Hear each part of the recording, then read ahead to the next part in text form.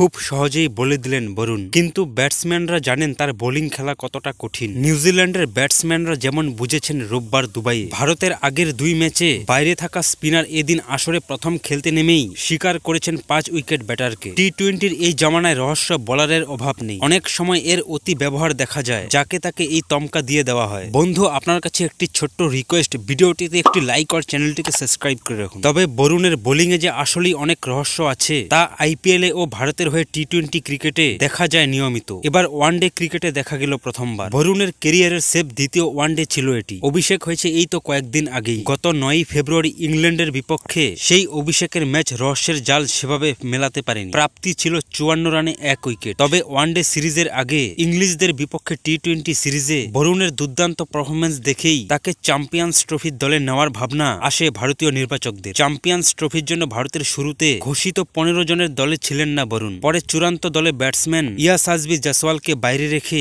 নেওয়া হয় এই স্পিনারকে। দুবাইয়ে উইকেটের মন্তব্য আচরণকে ভাবনায় রেখে বাড়তি স্পিনার যোগ করা হয় দলে। চ্যাম্পিয়ন্স ট্রফির প্রথম 2 ম্যাচে 3 স্পিনার নিয়ে একাদশ প্রথম সাজায় ভারত। সেখানে কিন্তু বরুণের জায়গা হয়নি, আর হওয়াও কঠিন। রবীন্দ্র জাদেজা ও আকসার পাটেল বিশেষজ্ঞ স্পিনার হলেও দুজনেই দুর্দান্ত অলরাউন্ডার। আরেক স্পিনার কুলদীপ যাদব তো ভারতের বোলিং আক্রমণে গুরুত্বপূর্ণ অংশ। নিউজিল্যান্ডের বিপক্ষে বরুণ খেলার সুযোগ পান দল 4 স্পিনার কৌশল বেছে নেওয়ায়, আর সেই সুযোগটি তিনি এমনভাবে কাজে লাগান যে চতুর্থ স্পিনারই পারফরমেন্সের হয়ে ওঠে প্রথম। তার কেরিয়ার জীবনটাই অবশ্য রোমাঞ্চ ও নাট্যকীয়ে ভরা। 26 বছর বয়স পর্যন্ত ক্রিকেটকে যেভাবে গুরুত্ব দিয়ে দেখেননি, তেমন কেরিয়ার হিসেবেও বেছে নেননি। স্থাপত্যবিদ্যায় পড়াশোনা করে চাকরিও শুরু করেছিলেন। টুকটাক ক্রিকেট খেলতেন শুধু শখে। এরপর ক্রিকেটের পথে স্বপ্ন দেখা শুরু, নানা পথ পেরিয়ে আইপিএলে জায়গা করে নেওয়া ও আলো ছড়ানো। এসব গল্পের চর্চা এত হয়েছে যে ক্রিকেট অনুরাগীদের প্রায় সবারই জানা। নিউজিল্যান্ডের বিপক্ষে ম্যাচ শেষে প্রসঙ্গক্রমে আরেকবার তা মনে করিয়ে দিলেন তিনি। আমি ক্রিকেট শুরু করেছি অনেক দেরিতে, খুব বেশি দেরিতে। 26 বছর বয়সে ক্রিকেট শুরু করি। এর আগে আসার স্বপ্ন জুড়ে ছিল কেবল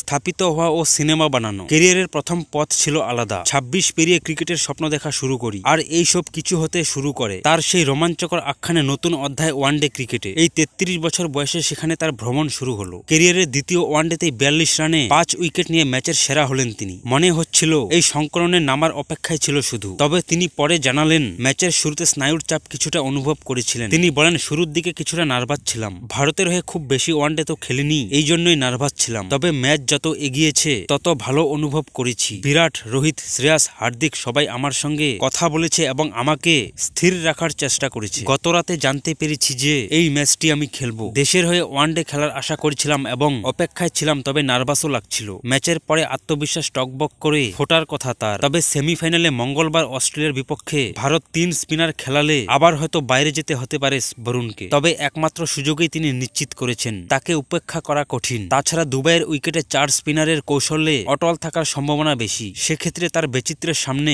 পরীক্ষা দিতে হবে অস্ট্রেলিয়ার ব্যাটসম্যানদেরও। গত 1.5 যুগ রহস্য বোলারদের মধ্যে অনেকেই পরে রহস্য হারিয়ে হয়ে ওঠেন অসাধারণ। বরুণ নিজেকে রহস্যময় রাখতে খুবই সচেতন। টুর্নামেন্টের শুরুর দিকে এটা নিয়ে মজার গল্প শুনিয়েছিলেন ভারতীয় অধিনায়ক রোহিত শর্মা। রোহিত বলেছেন, নেটে বোলিং এর সময় খুব বেশি বৈচিত্র্যময় ডেলিভারি সে করে না। এই ধরনের ডেলিভারি শুধু করে যায়। এমনকি আমাদের কাছেও সে তার বৈচিত্র্য খুলে ধরতে চায় না। এটার অবশ্য ভালো দিক আছে। তার কিছু অস্ত্র আছে যা সে ব্যবহার করতে চায় আসল জায়গায়। সে এটা করতে চাইলে আমি যথেষ্ট বেশি খুশি। তবে তার মধ্যে আলাদা কিছু আছে বলেই সে আমাদের সঙ্গে এখানে আছে। গত 8-9 মাস ধরে সে দারুণ বোলিং করেছে। এর জন্যই আমরা তাকে এখানে আনতে চেয়েছি এবং দেখাতে চেয়েছি বড় মঞ্চে সে ভারতের হয়ে কি করতে পারে। প্রথম সুযোগেই বড় মঞ্চে বড় কিছু করে ফেলেছেন তিনি। অপেক্ষা এখন আরো বড় কিছুর। সামনেই সেমিফাইনাল, আর এরপর তো ফাইনাল।